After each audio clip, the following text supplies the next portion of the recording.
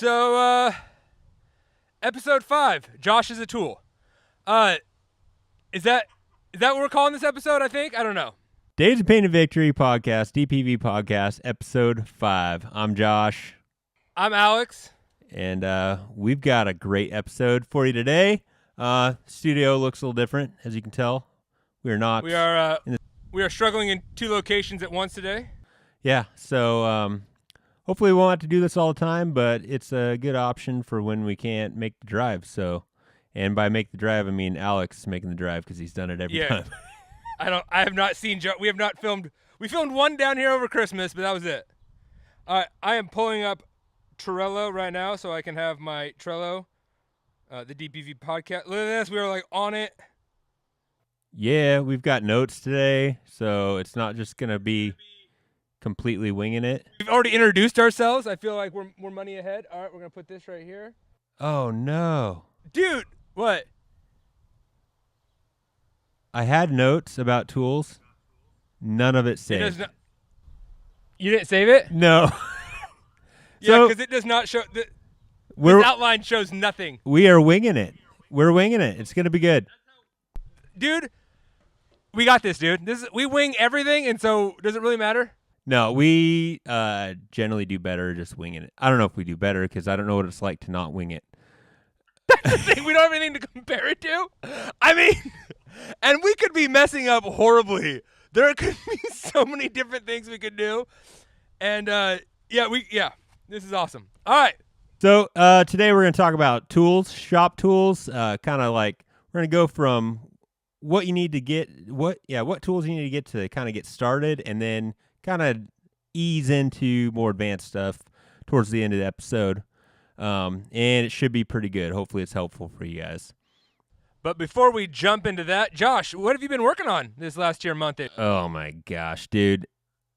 You know, we talked about daily drivers. My daily driver, that dang Grand Cherokee, has just been an absolute nightmare. Just dealing with leaks and runnability issues, and I'm having to tear the intakes off again. So that sucks.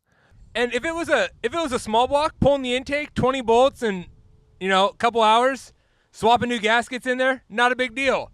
No, but when you got to lay on top of the engine and reach your hands behind the motor into the firewall, yeah, it's awful. And it's never as fun working on your daily as it's working on your project. Working on your project, it's always like, oh, this is awesome. This needs to get done, which it does need to get done on your daily as well, but it's just, I don't know. It's just never as satisfying working on your daily. Exactly. Yeah, and also I worked on the big Jeep for a little bit, but grenaded the T-case, so that's great. And we did a revival, which, you guys haven't seen yet, but it is awesome. Oh, been working on the tractor, too. Your dad's actually up here today. We're going to be tearing apart the hydraulic cylinders and rebuilding them. We went to the hydraulic supply store this morning. It was awesome. Good learning experience. Always a good time wrenching with your old man. Yeah. This last month, I helped with a revival. We got that thing running. Check out that video coming up. We been driving the truck around a little bit, ignoring the lifter noise the best I can. After this podcast, I'm going to start work on the roof rack on the Highlander. Sweet, dude. Getting ready for that Alaska trip. Which last night we did some, we have done zero to little planning on it, so it works out when we don't plan because we're grown adults, and if we inconvenience each other. But when I got the kids involved, I got to get on that. I got to get some planning done. I got to get some hotels booked. Yeah. Yeah, you don't want to end up in the middle of nowhere when it's time to eat and all that kind of stuff. Oh, yeah, for sure. So fantasy builds, you got one for me? I do. I'm going to send it to you right now. We had no rules for this time around, so do with it what you want. I bought you your favorite manufacturer. Oh, let me see what I got. Let's see what I'm working with here. Oh, dude, I really like. Oh, dude, this is a good price. It is. I know. It's a 4-door. You picked me up a 57 Buick Special with 364 V8. It's been in storage for 20 years. Dude, this thing it looks pretty good too. I wonder how much rust water damage we got up underneath. I don't know. I like that rear window. It's like a 3-piece window. Yeah, it's got like weird corner glass. Yeah. Don't break that. No, I'm going to guess that's going to be hard to find. Oh, there you are. I am doing too much with the computer and too much with the things. But, oh, dude, I think just drive it. I really like these Buick Specials when they're the two-tone with white. Oh, yeah. You know what I'm talking about? Yeah, what base color? What? What base color? I think a green. I think kind of like a mint green and white would look really good on this. Yeah. Like I think that's a really solid 50s color. I am a big fan of more like the darker forest green, but I don't really think that was like the thing of the times of the 50s. And dude, this thing is clean. I mean, it is a Craigslist post, and we got 2 pictures, and one is all the way up against the wall, and that side's probably gone. Yeah. So, dude, just this would look nice. I think this could actually even look good with those Buick Rallies on it. Like the 70s Buick Rallies. I think those would look good on this. So you'd paint it, get it running, some Rallies. I leave the engine that's in it. Leave the It's got a V8 in it. 364. Yeah. Buick. I know nothing about. I'm sure we could get it running with Crescent Wrench and Leatherman. Oh, sure. Dude, this thing's sweet. Yeah. Get a few more revivals under our belt, we'll be able to start doing that. Doing these ones. All right, let's see if I can find yours here. There you go. I think you got it. You got me a Ford. Two-door. All right. It's a 53 Ford Coupe. What model is that? Just the 2-door business coupe, I believe. Yeah? Yeah. 302. Okay. Right on. It's flat black. I'd probably just leave it flat black. Yeah, it was just called the business coupe. The 2-door business coupe. You know what I think would be cool with this is I would keep it Ford, do a big block. Yeah. And gasser. Dude, that's a good gasser look. Yeah. I think it would be sweet as a gasser. With the fat old school looking drag radials that kind of stick out in the back. And oh yeah. Yeah, dude, and like some zoomy headers or fender well headers that just drop out right behind the tires and leave it flat black. And you got to have a Moon Eye sticker somewhere. Oh, you got to have some maybe some baby moon Steelies with some baby moons on it. Yeah. I sent you a picture of one that I think you just built in your head. Yep. Exactly. And yeah, it was the full gasser look. When you said it, I just was like, yes. Yep, that's it. Yeah. Yeah, absolutely. It was kind of crazy. Without any direction, we both got each other like mid-50s cars. Yeah. They are, guys, these kind of cars are, I mean, the one I sent Josh was 2700. 2700. It's a 2-door though. It's a 2-door. It looks pretty rust-free. It's hard to tell in the pictures. It doesn't look that rough. It's complete. Yeah, there's some sweet rides out there. And, I mean, I think you could build it the way I described if you got creative with your purchases, all in $5,000. Maybe $7,000. Because you got a 302 to sell. Yeah, because you can totally recoup some of your costs with selling parts. Nowadays, $5,000 is not that much money in the automotive market, and you can still buy them and build them for $5,000 a piece. Yeah, for sure. But when you're building these cars, what you do need are some tools, and that's kind of what we're going to talk about today. So, starting out, I think it's important to get yourself like just kind of a small, all-inclusive kit. They can be had for cheap. Yeah, and I've had pretty good luck with actually like Stanley tools. I think Alex has got one. I got one right here. This year, my mom got this for me on like a Black Friday deal. I think it was $30, and like and I'm gonna lose tools out of it because nothing wants to stay. I've added a couple extra things, but it's just your standard socket set with a couple wrenches.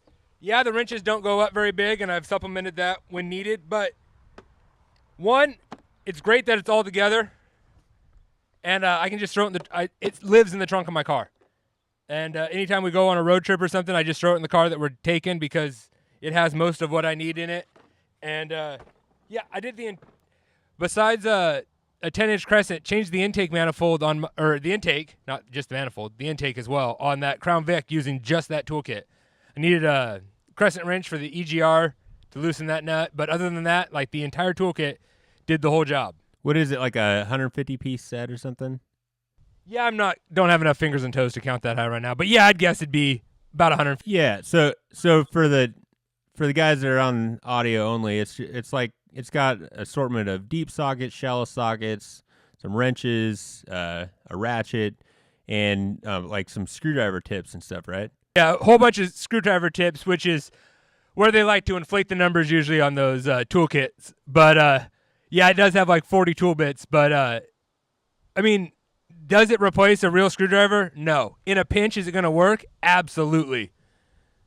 Yeah, and that will get you started on wrenching. Then I think the next thing that you need to get is an actual wrench set.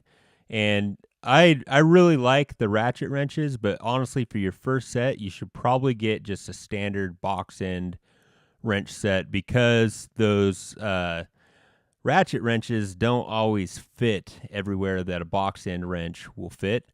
And so it's going to be more useful for you to have just a standard box end wrench set. And I think you get a little bit more versatility with a box end wrench, being able to double wrench on some stuff to be able to get stuff a little bit tighter. And I've never broken any of my nice ratcheting wrenches I have at work, but I have broken some Harbor Freight ones, getting a little more aggressive than one should with a ratcheting wrench. When you're buying your wrenches, this is an area where you don't need to, go to Snap-on or Mac or whatever and buy like the most expensive wrenches possible. But I wouldn't necessarily buy the bottom tier. Even like Harbor Freight's got a couple levels. I have in a pinch bought like the cheapest wrenches I could find at Ace Hardware, and they break, or the open end will flex and not grip your bolt head or nut head. And so you want to at least probably get the mid grade, which still isn't going to cost you a ton of money. It'll be between $30 and $50 for a wrench set. And you can even save it even more money hitting up yard sales and looking at used tools. I mean, there's nothing to wear out on this. In 50 years, this 9/16 wrench is still going to be a 9/16 wrench. Yeah, yard sales are a great place. I've found so many made in the USA wrench sets or individual wrenches at yard sales, and you pick them up for like a quarter or 50 cents a piece. The more and more you wrench automotively, you will come into situations where you need a specialty tool, or like, oh, if this wrench was bent at a 45-degree angle, and if you have yard sale wrenches, bust out the torch, warm it up, make your own angle on your wrench, and yeah, you're not out, $10-15 for a quality wrench. You're out 50 cents for a yard sale wrench. Yeah, for sure. I've definitely had wrenches where I've cut them in half because I needed like a stubby wrench. I got a box of wrenches and sockets in the shop just for that occasion. All right, I need a socket that's this thin. So yeah, I'll cut it all the way off and yeah, it's a one-time use tool, but I mean, you tag it and save it for the next job. So you've got your socket set that's got a couple wrenches and some screwdriver tips or whatever. You've got your standard wrench set. Next thing you're probably going to need is some pliers. And there's a few different types of pliers that I personally think every toolbox should have. One is a pair of channel locks. 2 is a pair of wire cutters, and then 3 would be some needle nose. Besides those 3, I know there's lots of other plier types, but to get started. But yeah, a good pair of channel locks, needle nose, and some like diagonal cutters or dikes. Oh yeah, wire cutters Yeah, for sure. for sure. I am very particular on my. I strip a lot of wire at work, and do a lot of wiring. So if you are doing any electrical on your rig, it is a little bit better to buy quality. Once you start getting into your more niche tools, I feel like your quality can be improved with not that much more initial investment.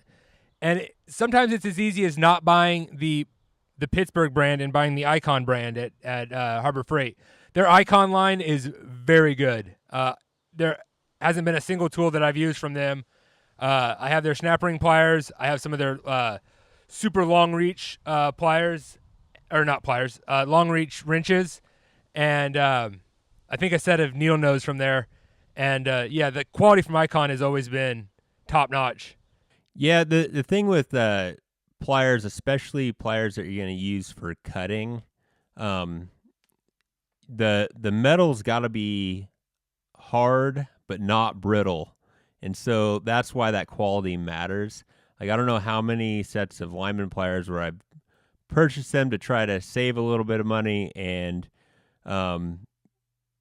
I've gone to like cut off a nail with them and then they chip. But like a set of Kleins, you could cut a 16 penny nail with those and they're not going to break.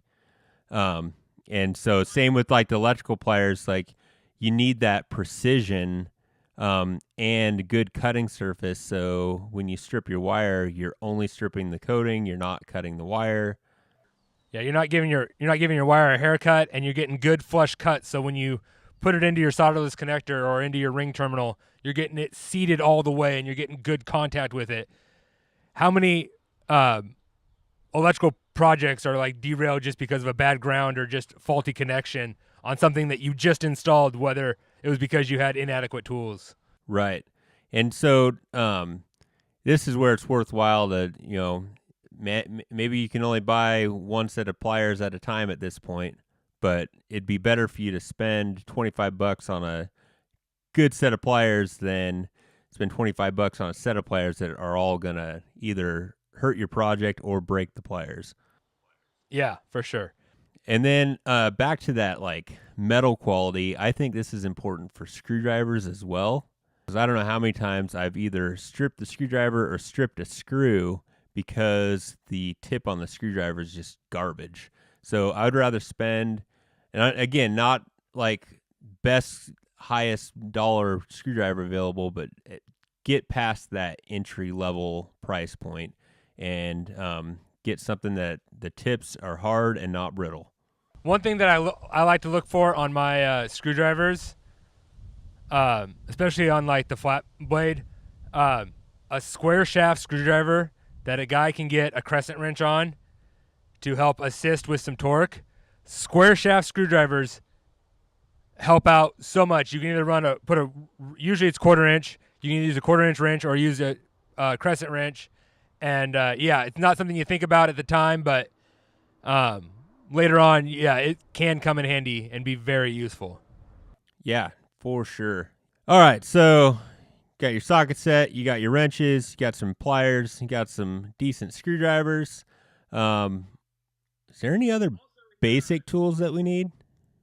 In your screwdrivers, full shank, metal shank screwdrivers, where the metal goes all the way to the end of the handle. Might cost you a little bit more, but will save you in the long run. Heck yeah, man. The nice thing about getting that type of screwdriver is then you can actually use a hammer on them if you need to. So, yeah, that helps for, separating case halves and whatnot. I'm trying to think of any other basic tools. Well, a crescent wrench. I don't know how we missed that, but a couple sizes of crescent wrench would probably be good. I've used the Husky brand crescent wrenches and never had a problem.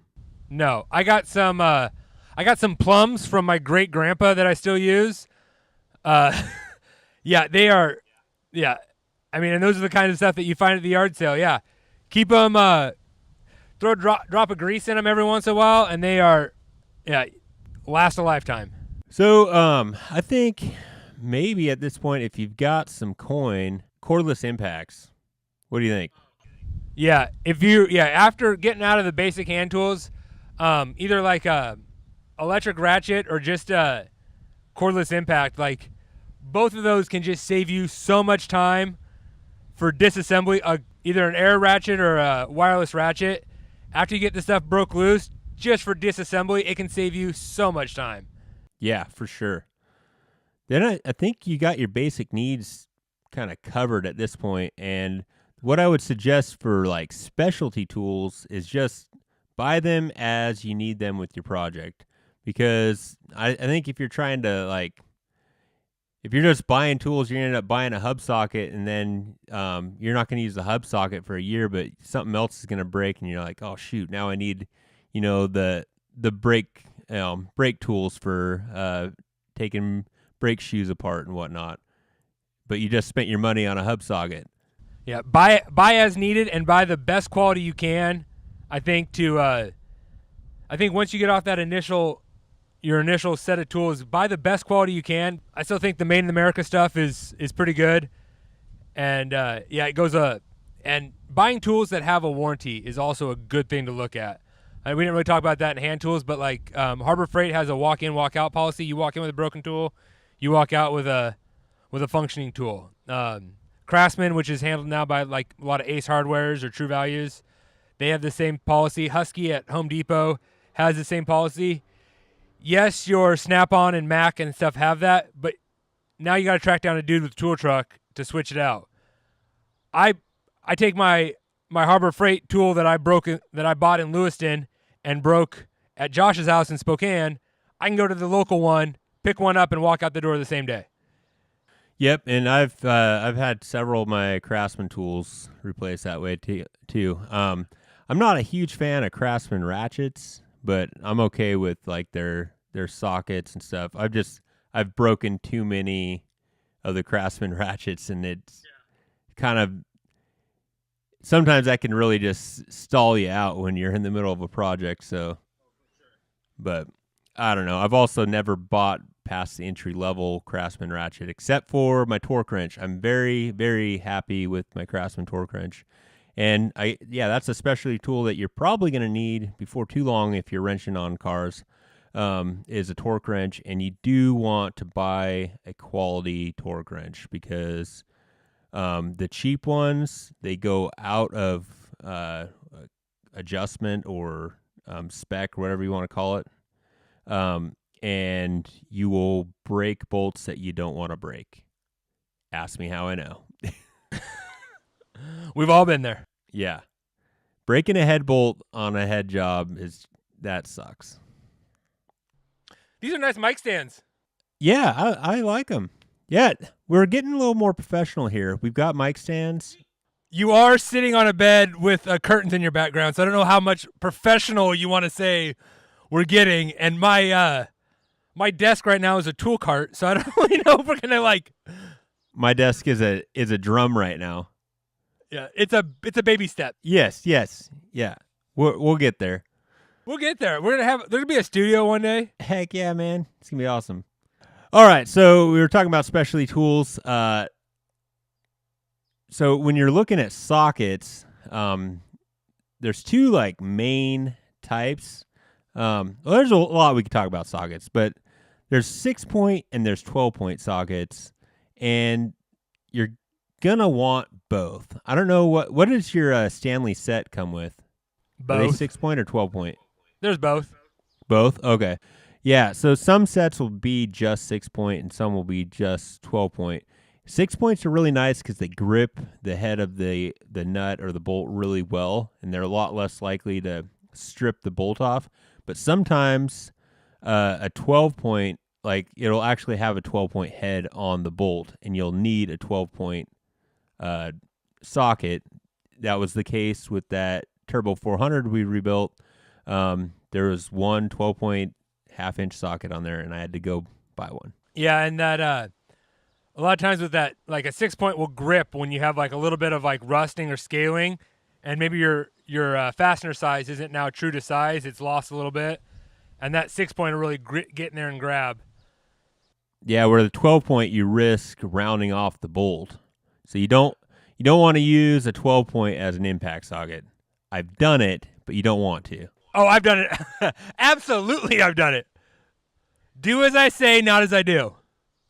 So, and then there's lots of other socket types. There's 8-point. There's external Torx, which I had to buy external Torx for my Grand Cherokee.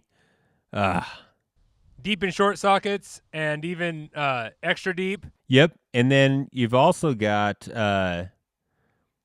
different drives on your sockets. So there's 1/4 inch, 3/8, and half are the most common. You can get bigger than that, but you're probably not going to need that in the automotive world. But your 3/8 drive is going to do the brunt of your work, but you're going to need some 1/2 inch drive sockets for anything that needs like heavy torquing or like breaking off lug bolts and that kind of stuff. Or not breaking them off, breaking them loose. And then your 1/4 drive is again to get all your small stuff. So does your Stanley kit come with a couple different drives?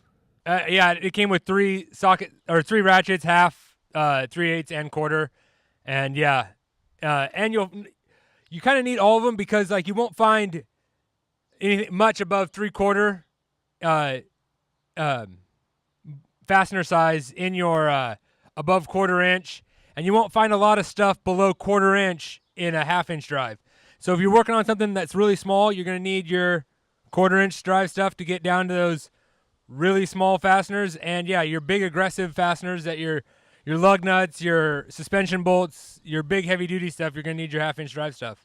Yeah, and sometimes I'll have when I'm working on stuff like heads, for instance, where the bolts are really tight, I'll have my 1/2 inch drive set up for the leverage because generally the ratchets are longer, and get them broke loose, and then I can use the smaller, the 3/8 drive to take them out the rest of the way, because it's just a lot less mass to move around because all that wrenching can make you tired. Anything we missed on? No, it'd be really cool if we had like all those notes on Trello. I know. I had this whole thing listed out and I didn't save it. Gosh. All right. I think we should end this here with like, what are some of your most recent specialty tool purchases, and what are some of the tools that you just like can't live without? So for me, most recent specialty tools, probably those external Torx sockets, which is not exciting, but that Mercedes diesel is just covered with them. I don't remember the last specialty tool I bought. The last specialty tool I stole from my dad was a really nice pair of snap ring pliers that had like a 45-degree angle on them. Yeah, that was pretty good. Another money-saving tip, if you can steal tools from your old man, I have found that to be like the cheapest way to acquire tools. And especially if he has a really big shop and he doesn't really notice like onesie-twosies going missing, it's been ideal for filling up my toolbox. Yeah. Yeah. I'm not going to lie, I have a few of your dad's tools in my shop. But I don't call it stealing. He more like loans them to me with no timeline. Yeah. He could get them back. If he was like, hey, I need that back. Yeah, absolutely. Here you go. Yeah, he just has to remember where they're at. Yeah, and remember that he loaned them to you. I might even have a couple of my dad's tools. Ooh, I that know. feels a little more risky. That is a little more risky. Hopefully he doesn't watch this far into the podcast. Yeah. Over the last couple of years, I've bought a ridge reamer for taking the ridge off the top of a cylinder walls. So that's pretty specialty, I would say. Yeah. And I did get a decent set of external snap ring pliers for the like 4th time I took that Borg Warner apart. I finally broke down and said, hey, I'm not struggling anymore. Nice. So I did buy a inch-pound torque wrench, 1/4 inch drive torque wrench. Oh, okay. And actually, I bought the Icon version from Harbor Freight because I'd read a review that the Harbor Freight one out of the box was closer than the Matco one Oh wow. was out of the box calibrated. So I was like, oh, I'll try it. And yeah, doing that plastic intake on the Crown Vic, there was a couple inch-pound bolts that we put in through the plastic. Okay. Yeah. So yeah. So. Yeah. But yeah, specialty tools, kind of just buy them as you need them. No reason to go out and stock up on a whole bunch of stuff. There's thousands of tools that I have and millions more that I don't have. And I don't buy a specialty tool until I need it. A lot of times when I'm like getting ready to anticipate doing a project, I'll watch somebody else's video on it or kind of read a review on doing it. And usually they'll list the specialty tools. And then I'll kind of watch and be like, did I actually need that specialty tool, or do I have something that'll work because I am really cheap? And if not, then yeah, go ahead and order the specialty tool beforehand, because nothing derails a project faster than getting halfway tore into something and like, oh, no, you absolutely need this external 8-point, or what is it, the tri-square, like working on Volkswagen stuff. Oh, you need this tri-square driver, and like, nope, nobody in town's got it. You got to order it, and now your project's tore apart for 3 days. Right, and if this rig just happens to be your daily driver, that can really suck. So you'll be riding the bus. Oh yeah.